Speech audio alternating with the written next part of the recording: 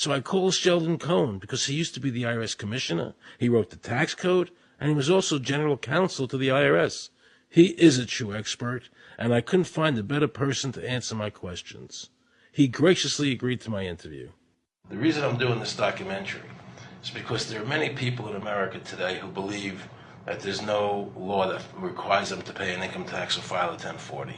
And there are many people going to jail for it, fighting over it. The Internal Revenue Code is authorized by the 16th Amendment. I think it should be clarified. I think government should be transparent to the people. Why doesn't the IRS commissioner sit down with them and just explain it in clear English? Why? I don't think they really care. They don't think. I think they're just playing word games.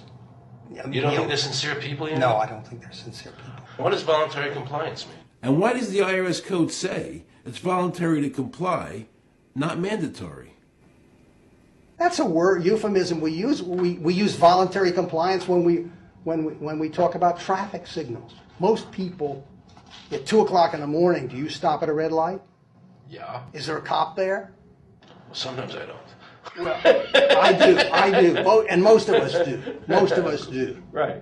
But that's voluntary compliance. That was a complete perversion of logic. Traffic laws state that it is mandatory to stop at a red light. The IRS code says it's voluntary to comply. Mandatory and voluntary are the complete opposite of each other. Yet he wants us to believe that they mean the same thing.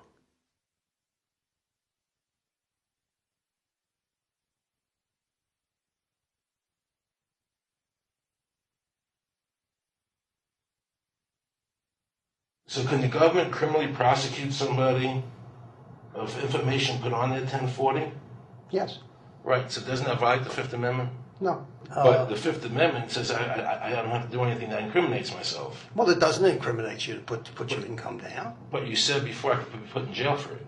The commissioner wants us to believe that although the IRS demands that you fill out the 1040 and you can go to jail for it, that they are not violating your Fifth Amendment rights of self-incrimination. That is absurd. Isn't it true that the word income is not defined anywhere in the Internal Revenue Code?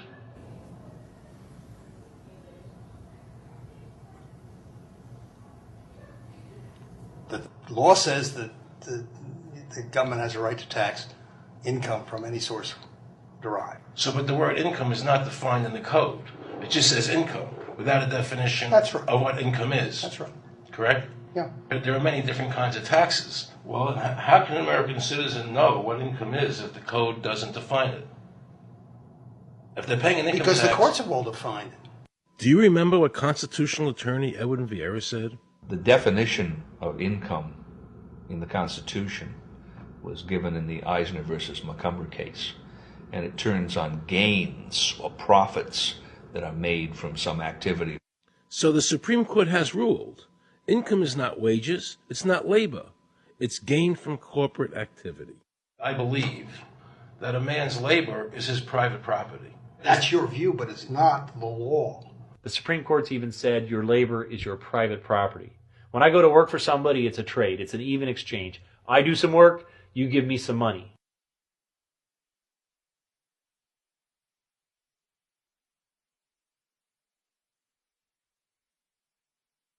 In 1916, we had the Bruchaber case and the Stanton case. And the Bruchaber case and the Stanton case said that the 16th Amendment gave the government no new taxing power. I'm not going to argue the niceties of that with you. And it came up again in a case called Peck versus Lowe, where the Supreme Court said the 16th Amendment did not extend Congress's taxing power to any new or accepted subjects.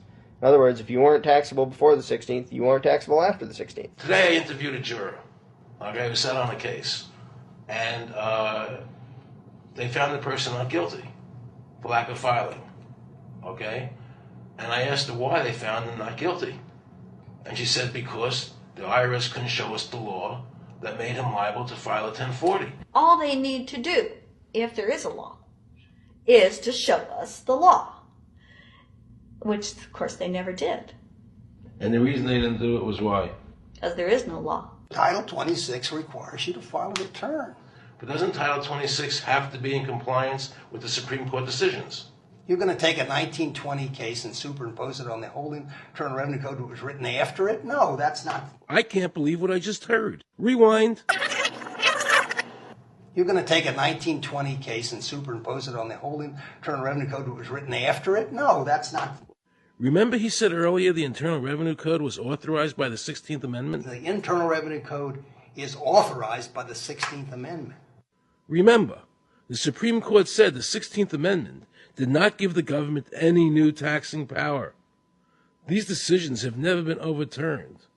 Let's listen further. Can the lower courts overrule the Supreme Court? No. How are they putting people in jail today for not paying a tax on their labor when the Supreme Court said they don't have to? Doesn't the IRS code have to be in compliance with the Supreme Court? That's my big Aaron, question. this is a waste of time. Well, Because whatever I say, you're not going to believe. He's right. I don't believe him. And neither should you. He wants us to believe we should obey the IRS code, which is being enforced in violation of the many Supreme Court decisions. If the Supreme Court made a decision... Thank you, Aaron. I think we're finished. I'm sorry, Mr. Cohen, you're doing that. Well, I'm sorry that you constantly re-argue the point. You're liable because the law says that you're liable, and the courts say the law says you're liable, and that's why you're liable. You see, he's talking about the lower courts, who are not in compliance with the Supreme Court, as they have to be. Doesn't the court have to be in compliance with the Supreme Court? The Supreme Court has so held. Where? You caught me unprepared. I'll come back. Well, I don't want to do that. But let me ask you a hypothetical question. No. You're making silly arguments here. Why is the Supreme Court decision a silly argument? Well, because it's inapplicable. That made my heart stop. He just said Supreme Court decisions do not apply to the IRS. That's the behavior you would expect from a totalitarian country, maybe China or Russia or Cuba. Not from America. They're just making up the law as they go along. Now I knew the tax honesty movement was right. The IRS thrives on intimidation and fear, not by law. It's no different than a criminal protection racket, using force to extract your money from you. Then the former IRS commissioner, now working at a prestigious Washington law firm, threatens me. Watch. Aaron, you understand Yiddish. Cornish helfen. For those of you who don't understand Yiddish, that means nothing will help you. Now it all became clear. I understood why the IRS wouldn't go on camera and talk about where the law was. I understood why all the senators I called refused to be interviewed. There is no law. And now you know what our political leaders and the courts have known for decades and have tried to cover up.